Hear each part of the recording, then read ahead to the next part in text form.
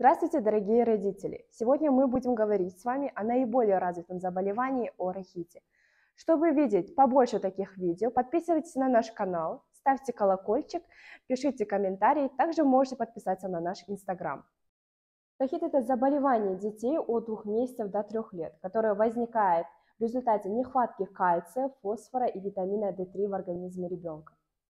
В результате нарушается формирование костной ткани, кости смягчаются, деформируются и ломаются. Чаще всего рахит поражает детей, рожденных раньше срока.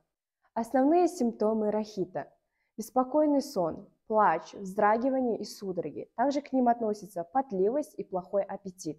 Также вы можете заметить зуд в области головы, именно на затылке у вас также могут выпадать волосы у ребенка, которые вы можете заметить при кормлении.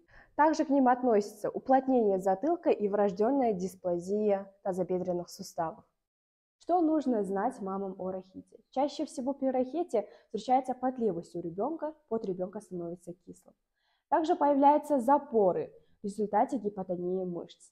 Также появляются красные пятна на теле у ребенка. Если у вас есть такие признаки, то это повод сходить к педиатру. К риску появления этого заболевания также относят детей, которые были рождены осенью или зимой. Они чаще болеют рахитом.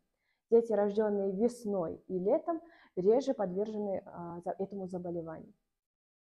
Также рахитом часто болеют дети, рожденные в мегаполисах. Смог плохо пропускает солнечные лучи, за счет чего происходит нехватка витамина D3.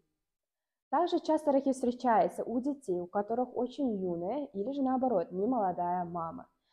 Пик накопления костной массы у женщин 25 лет. К примеру, у мамы, не достигшей 17 лет, очень мало кальция в костях, за счет чего она не может дать нужное количество своему малышу. А мамам, которым под 40 лет, которые уже начали терять кальций в костях, тоже нелегко обеспечить организм малыша нужным количеством кальция. Как предотвратить рахит у ребенка? Главное – это соотношение кальция и фосфора в питании у ребенка, также в молоке или в смеси.